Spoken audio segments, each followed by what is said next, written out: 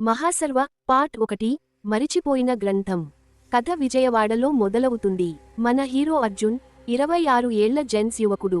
హైదరాబాద్లో జాబ్ పోయి mentally burden గా హోమ్ టౌన్ కి వచ్చాడు. చుట్టూ అందరూ సెటిల్ అవుతుంటే తనకేమో లైఫ్ వాయిడ్లా అనిపిస్తూ ఉంటుంది. ఒక రాత్రి హెవీ రెయిన్ పడుతున్న టైంలో తండ్రి మిగిల్చిన ఓల్డ్ బుక్ స్టోర్కి వెళ్తాడు. డస్ట్ తో ఫుల్ గా ఉంటుంది, కానీ మెమరీస్ అటాచ్ అయ్యి క్లీన్ చేయడం స్టార్ట్ చేస్తాడు.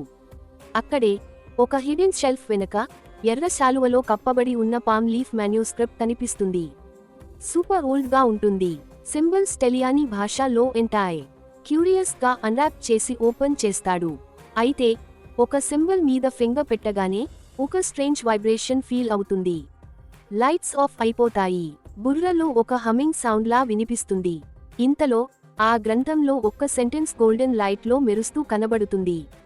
ఈ సమయంలో మహాసర్వ లేకపోతే లోక ధ్వంసం తప్పదు. అర్జున్ కి గూస్ బంప్స్ వస్తాయి. ఈ మాటలు ఎవరో తన లాజిక్స్ ఛాలెంజ్ చేస్తూ అన్నట్టుగా ఉంటాయి. ఇక్కడే కథ న్యూ ట్విస్ట్ తీసుకుంటుంది. ఈ గ్రంథం ఎక్కడిది? మహాసర్వ అంటే ఏంటి? ఇప్పుడు ఇదే ఎందుకు అవసరం? అర్జున్ కి తెలియదు, కానీ he already stepped into a grand journey. Part 2 మేల్కొనడానికి రెడీనా?